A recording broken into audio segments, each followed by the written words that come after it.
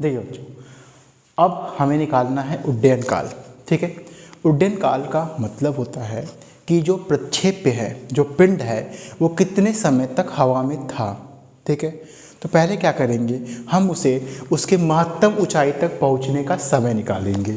तो बच्चों हम जानते हैं कि महत्तम ऊंचाई तक पहुंचने में उसे जितना भी समय लगेगा उतना ही समय उसे महत्तम ऊंचाई से दोबारा धरती तक आने में लगेगा। यानी कि हम मान लेते हैं, माना प्रक्षेप्य को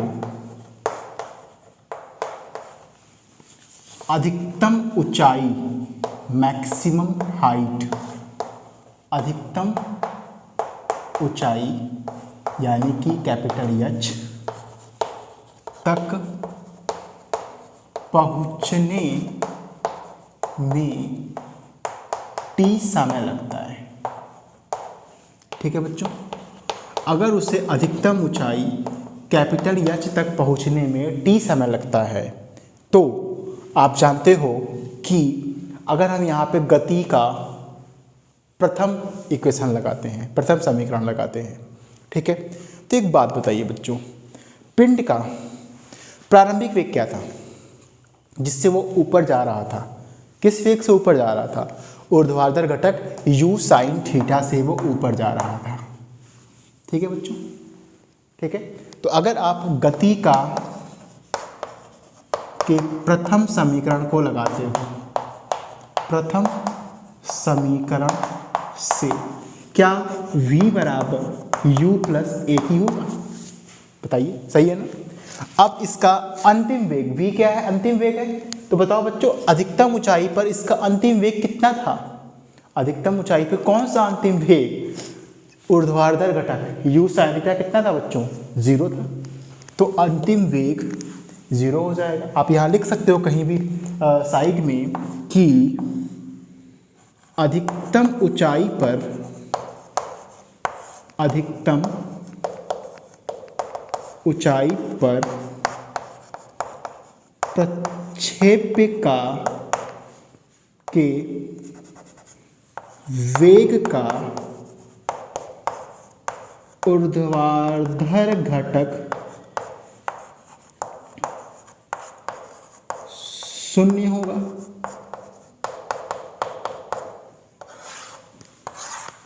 तो ये घटक बच्चों 0 हो गया।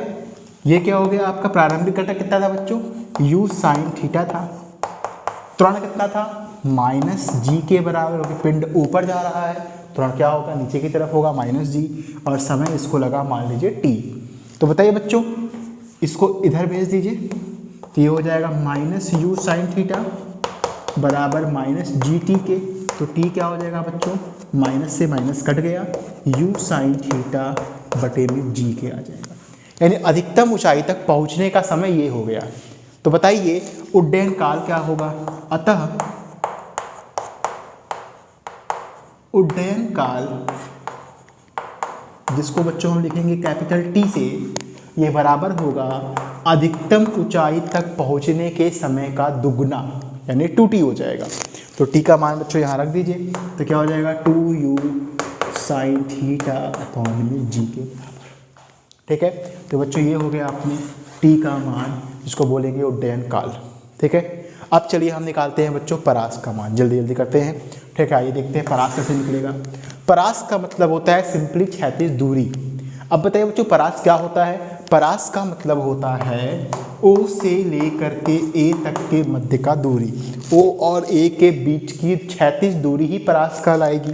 यानी कि O से A तक की क्षैतिज दूरी, O से A तक की क्षैतिज दूरी को ही क्या बोलेंगे बच्चों? हम परास बोलेंगे। ठीक है, O से A तक की क्षैतिज दूरी को क्या बोलेंगे बच्चों? हम परास बोलेंगे। ठीक है, अब कैसे निकलेगा सर ये? दूरी बराबर होता है क्या? कौन सा सब लगाएं हम लोग समीकरण? द्वितीय समीकरण लगा लीजिए। तो बच्चों दूरी बराबर हो जाता है क्या हमारा? द्वितीय समीकरण से ut plus half at square. द्वितीय समीकरण बच्चों हमको निकालना है परास, जिसको लिखते हैं r से, तो दूरी हो जाएगा आपका r। अच्छा एक बात बताइए बच्चों, पिंड को O से A तक आने में कितना समय लगेगा? उतना ही ना जितना देर वो हवा में रहा होगा, यानी उड्डयन काल का समय ही परास का समय होगा, यानी O से A तक आने का। यानी यहाँ टाइम U प्रारंभिक वेग पहले क्या होगा बताओ? U cos थीटा होगा, क्योंकि परास को निकालने के लिए जो घटक होगा वेग का वो क्षैतिज घटक होगा U cos थीटा, तो यहाँ पर हो जाएगा U cos थीटा। और समय कितना हो जाएगा? 2t, यानी कि time period time of flight के बराबर, यानी उड्डयन काल के बराबर होगा, जो कि हो जाएगा 2u साइन थीटा अपॉन में g के बराबर हो जाएगा। ठीक है। और बच्चों बताओ त्वरण कितना होगा? त्वरण सर 0 होगा, मैंने बताया था ना, क्षैतिज दिशा में जो भी घटक होगा वेग का वो u cos थीटा होगा और त्वरण क्या होगा? 0 होगा। ये पूरा का पूरा 0 हो जाएगा। ठीक है। तो अंत में क्या हो जाएगा बच्चों? r बराबर हो जाएगा, देखो 2 रहने दो यहीं पर, u इंटू यू कितना हो गया? u का वर्ग हो गया, u का स्क्वायर हो गया, और ये हो गया 2 sine theta cos theta upon में g के बराबर हो गया बच्चों। और इसको हम क्या लिखते हैं? 2 sine theta into cos theta को साइन 2 थीटा लिखते हैं। तो अंत में बच्चों हमारा क्या आ गया मान? रेंज का मान क्या आ गया?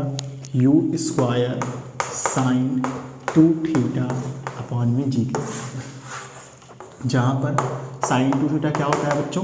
साइन 2 थीटा क्या होता है? 2 साइन थीटा कॉस थीटा होता है। त्रिकोणमिति में आपने इसका सूत्र पढ़ा होगा। ठीक है। तो बच्चों हमने रेंज निकाल लिया, यानी परास निकाल लिया, और हमने उड्डयन काल निकाल लिया। ठीक है। अधिकतम ऊंचाई कैसे निकलेगा सर? अधिकतम ऊंचाई निकालना बड़ा आसान है बच्चों, आइए वो भी निकाल लेते हैं हम लोग जल्द से जल्द।